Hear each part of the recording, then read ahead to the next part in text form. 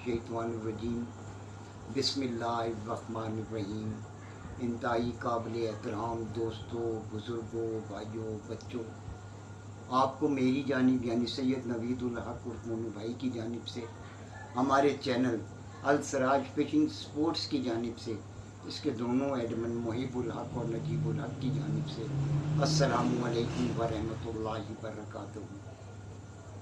इससे पहले शायद हम 5 या 6 प्रोग्राम रिकॉर्ड कर चुके हुए, और उनमें एक प्रोग्राम हमने 14 अगस्त के हवाले से किया, और उससे पहले जितने प्रोग्राम किए वो हमने अपने चारों के हवाले से जो जड़ी बूटियाँ इस्तेमाल होती हैं उस पर तमाम मामला किए, और उसमें काफ़ी सारी चीज़ों को हमने डिस्कस किया। मुझे उम्मीद है दोस्तों को वो मालूमाती नज़रिए से जो हमने आपके साथ ये मामला किए आप तक पहुँचे भी होंगे, आपकी इन्फो में भी इजाफ़ा हुआ होगा, आपने इसको गौर व खौज के साथ देखा भी होगा, फिर इसको पढ़ा भी होगा, और फिर जिस तरीके से हमारी कोशिश है कि इसको समझाया जाए कि इसका हमारे चारे में क्या अमल दखल है।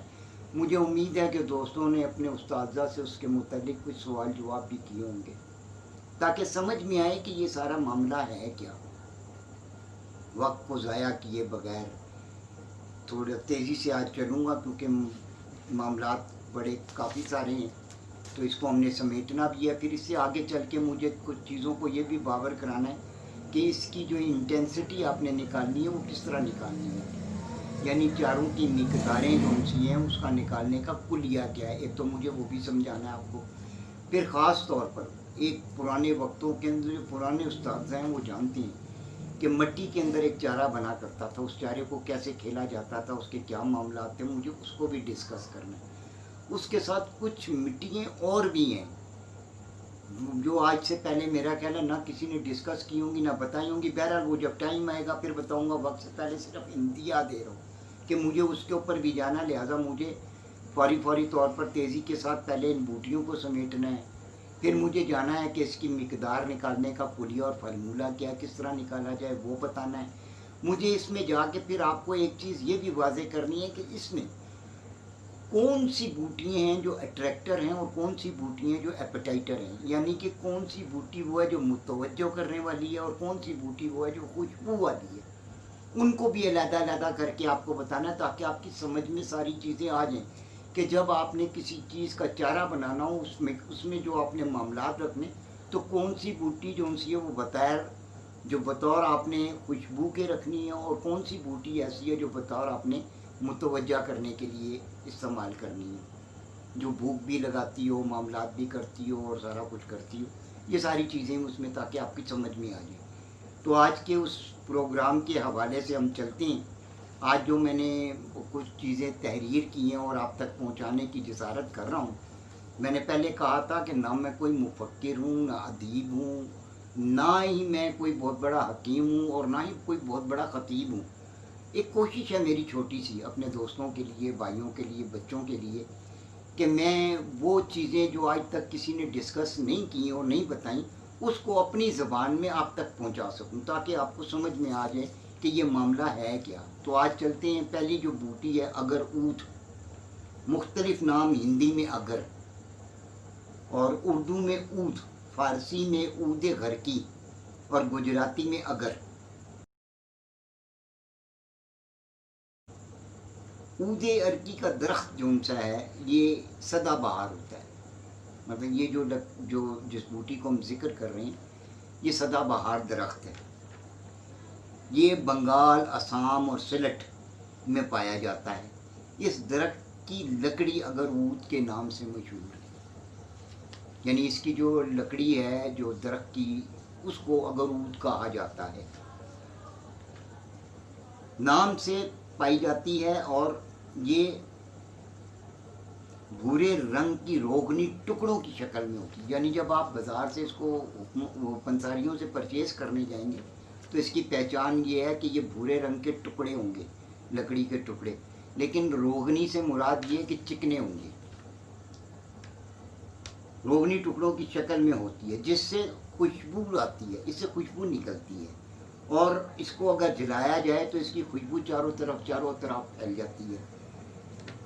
इसका दरख्त 70 से 80 फुट ऊंचाई पर होता है। یعنی اس درخت کی جو اونچائی ہے وہ 70 سے 80 فٹ اونچی ہے، اور جس کی عمر 30 سے 40 سال ہوگی. یعنی اس قد کے مطابق جو درخت ہوگا اس کی جو عمر ہوگی کم سے کم 30 سے 40 سال ہوگی.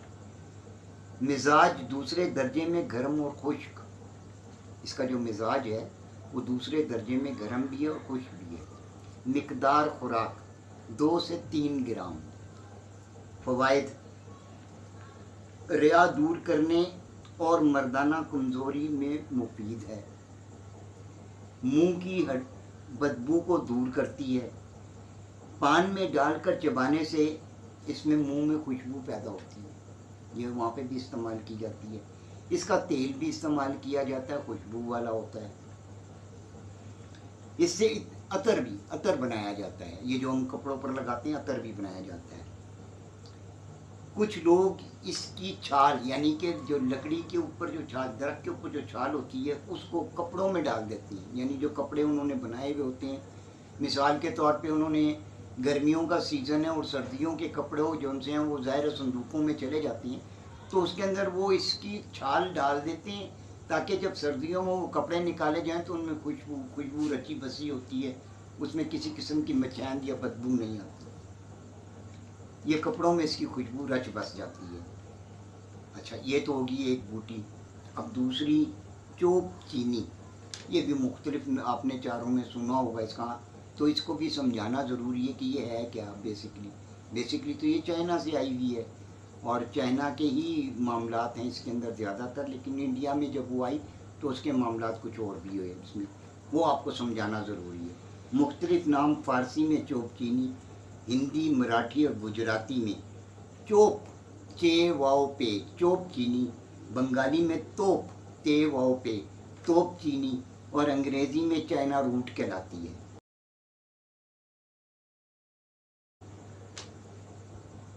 چوپ چینی کے نام سے ایک جڑ ملتی ہے بازار میں جو لال یا گلابی رنگ کی ہوگی. اب اس کی پہچان یہ بتا رہا ہوں میں آپ کو، مطلب جب آپ لینے جاؤ گے تو آپ کو یہ چیک کرنا بھی ضروری ہے کہ جب آپ یہ بوٹی اس سے مانگو تو آپ اسے دیکھ لو اس کی جو اصل صورتحال ہے لال یا گلابی رنگ میں یہ منہ کی، تب تو ٹھیک ہے. اگر کسی اور رنگ میں تو پھر یہ ٹھیک نہیں ہے. ذائقہ میٹھا ہوگا اس کا، اور یہ بیل دار بوٹی کی جڑ ہے. یعنی ایک بیل دار بوٹی ہے جس کی جڑ کو چوب چینی کہا جاتا ہے. اچھی جڑ کی نشانی جس کا رنگ لال یا گلابی ہو، چکنی ہو اور ذائقے میں میٹھی ہو اور گانٹھیں کم سے کم ہو. یعنی اس کے اندر جو ایک وہ گرا نما چیز آتی ہے وہ کم سے کم ہو، یہ نہ اس سے ملتی جلتی کوئی چیز آپ کو پکڑا دی جائے. تو یہ اس لیے اس کی کچھ نشانیاں آپ کو بتا رہا ہوں. مزاج گرم، تر اور درجہ اول میں ہے. تر ہے یعنی کہ ایک خشک ہوتا ہے ایک تر ہوتا ہے. تر سے مراد یہ ہے کہ یہ آپ کا گلا تر رکھے گی. خشک سے مراد یہ ہے کہ آپ نے کوئی چیز منہ میں ڈالی اور چبائی، وہ آپ کے گلے کو خشک کر دے گی. یہ تر ہے اور درجہ اول میں ہے. مقدار خوراک 3 گرام سے 6 گرام. فوائد: خون صاف کرتی ہے، رطوبت کو خشک کرتی ہے، خارش، داد اور پرانے زخم کے لیے انتہائی مؤثر ہے، اور درد شقیقہ میں اس کا استعمال کیا جاتا ہے. عموماً ایک درد شقیقہ نکلتا ہے، آپ نے سنا ہوگا اور پتہ بھی ہوگا آپ کو اس کے متعلق، تو اس میں بھی اس کی ادویات بنا کے استعمال کی جاتی ہیں چوب چینی کی. اچھا، اب چلتے ہیں اگلی بوٹی، اسیر. مختلف نام: سنسکرت میں اسیر، پنجابی میں پنی، گجراتی میں والو، ہندی اور فارسی میں خس کہلاتی ہے. اب خس کا بھی آپ نے ذکر سنا ہوا ہوگا چاروں میں. کئی لوگ خس کے ایسنس استعمال کرتے ہیں، کئی لوگ اس کو خس کو بطور پسوا کے استعمال کرتے ہیں. اس کو سمجھنا بھی ضروری ہے کہ یہ ہے کیا. یہ میں نے آپ کو اس کے مختلف نام بھی بتا دیے. یہ پانی کے قریب زمین میں بکثرت پیدا ہوتی ہے اور اس کی جڑیں زمین سے 2 فٹ اندر چلی جاتی ہیں، یعنی جہاں یہ پیدا ہوتی ہے پانی کے نزدیک، تو جو زمین کی گہرائی نیچے 2 فٹ ہے اندر تک اس کی جڑیں وہاں تک موجود ہوتی ہیں، اور انہی جڑوں کو خس کہا جاتا ہے، یعنی اوپر کے حصے کی جو بوٹی دار وہ ایک پھیلی بھی ہوتی ہے اس کو نہیں، اس کی جڑوں کو خاص طور پر خس کہا جاتا ہے، جس میں سے بھینی بھینی خوشبو آتی ہے اور طبیعت میں خوشگواری پیدا کرتی ہے، یعنی اس کی خوشبو آپ کو اکتائے گی نہیں، آپ کو اچھی دل فریب مزدار، مطلب بار بار سونگھنے کو دل کرے گا ایسی لگے گی۔ مزاج سرد اور خشک، سرد اب یہ گرم میں نہیں ہے، سرد میں ہے، اب یہ سمجھ لیں ایک تو خوشبو ہے، پھر سرد میں ہے۔ اب وہ جو ایک کانسیپٹ آتا نا کہ سردیوں کا چارہ اور گرمیوں کا چارہ، یہ اس لحاظ سے بھی کچھ سمجھاتا جا رہا ہوں کہ جو چیزیں دیکھیں، ایک چیز ذہن میں رکھیے گا، گرمیوں کے موسم میں انسان کو جو زیادہ چیز تنگ کرتی ہے، شاید بھوک تنگ نہیں کرتی، پیاس بہت زیادہ تنگ کرتی ہے، اور بار بار دل چاہتا ہے انسان کا مختلف مشروبات پینے کا اور ٹھنڈی چیزوں کا استعمال کرنے کا، اور سردیوں میں آپ گرم چیز استعمال کرتے ہو، ٹھنڈی چیز سے بھاگتے ہو۔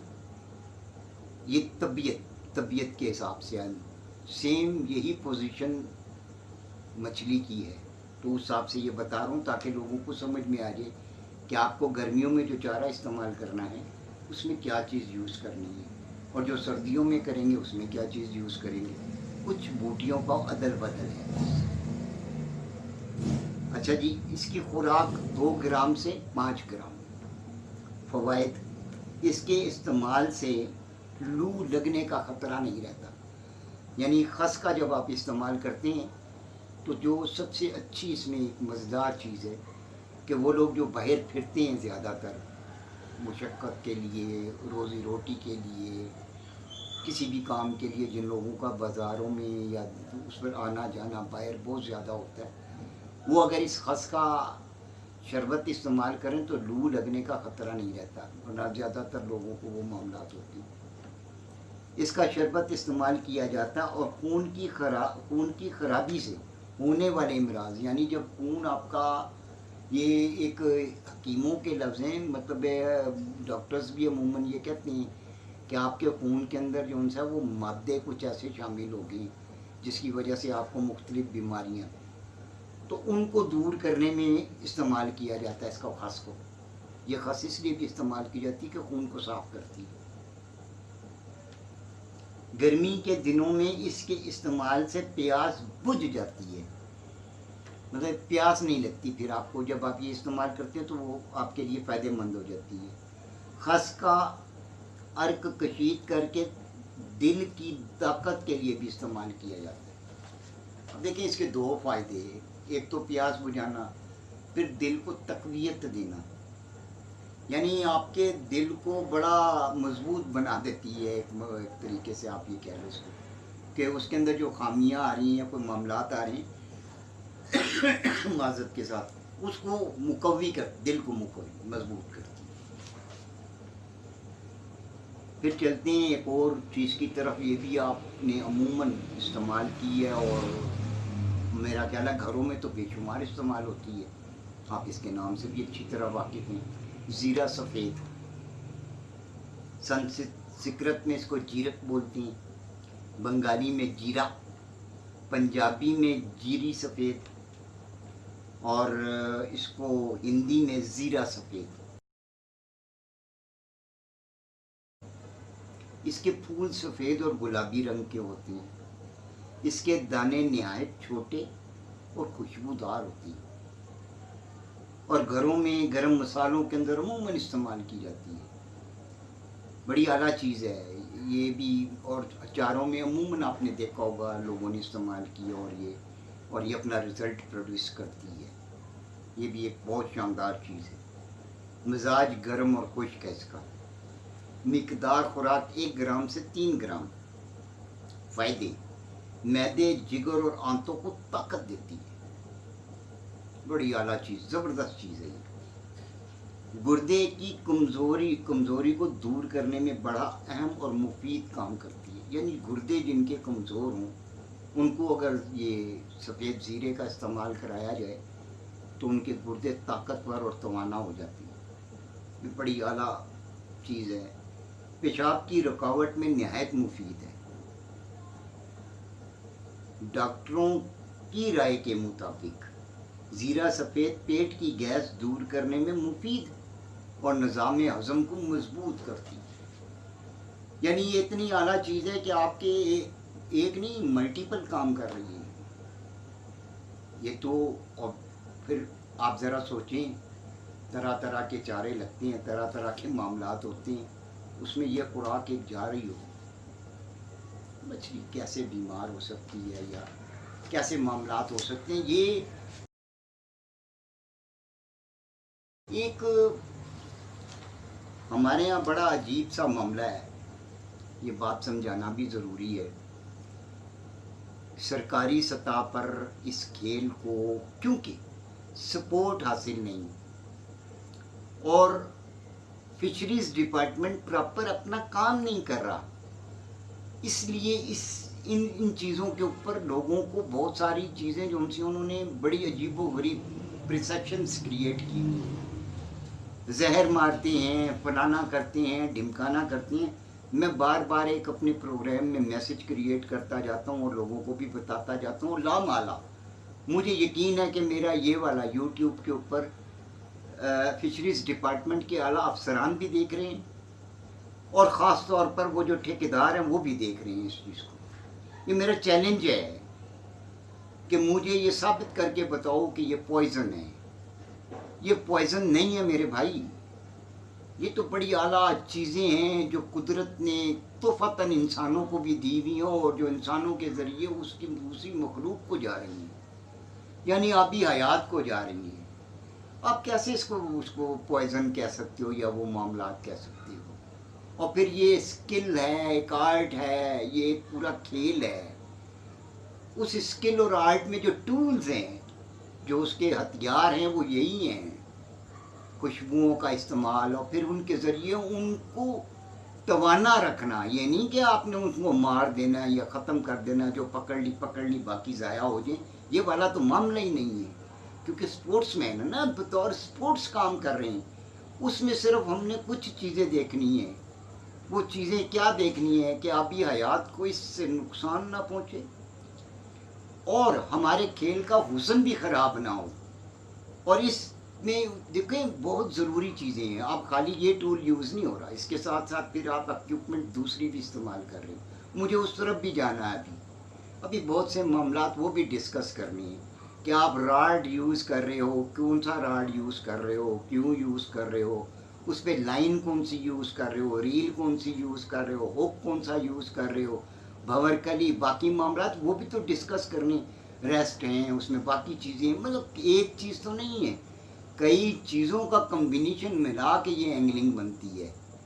یہ کوئی اینگلنگ چھوٹا سا ڈپارٹمنٹ ہے.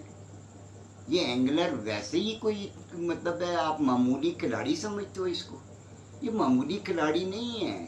یہ بڑے سکل سے نکل کے آیا ہوا ہے، بڑے ہاتھوں سے نکل کے آتا ہے. پھر ٹریننگ لے کے پھر اساتذہ اس کو بنو کے وہاں سامنے لوگوں کے پیش کرتے ہیں اور پھر وہ اپنے اس ہنر سے لوگوں کو محسوس بھی کرتا ہے اور پھر کئیوں کو اٹریکٹ بھی کرتا ہے اپنی طرف. اس طرف کوئی نہیں سوچتا.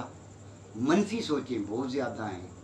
ان سوچوں کو ختم کرنے کی ضرورت ہے. پھر دوسرا ایک سبق چھوٹا سا آج اسی حوالے سے، کیونکہ یہ بات چل پڑی ہے، کہ پانی پہ جاتے وقت کن چیزوں کا خیال رکھنا چاہیے. دیکھیں میرے بھائی، اس میں 2-3 چیزیں ہیں.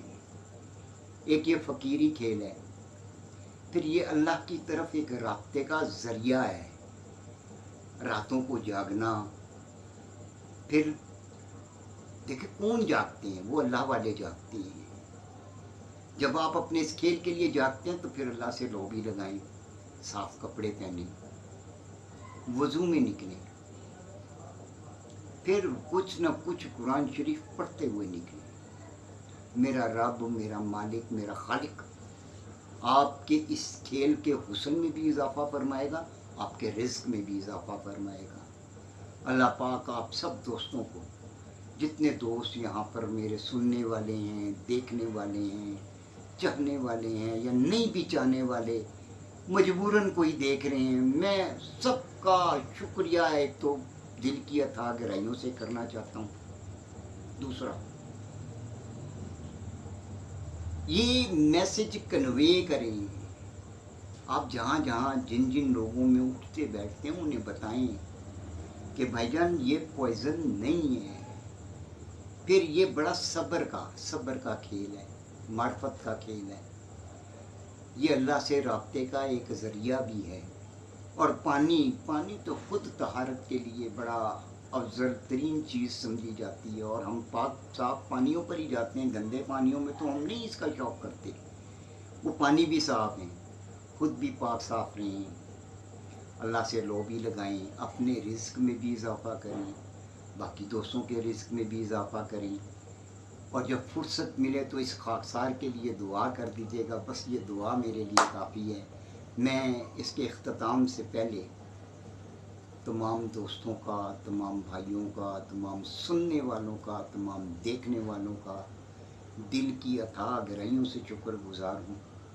اللہ پاک آپ سب کو خوش و خرم رکھے، اپنی حفظ و امان میں رکھے، آپ کے ہر کام میں برکتیں پیدا فرمائے، آپ کے رزق کاروبار میں برکتیں پیدا فرمائے، آپ کو صحت اور زندگی کے ساتھ رکھے اور ایمان کی پوری حالت میں رکھے۔ السلام علیکم ورحمۃ اللہ وبرکاتہ۔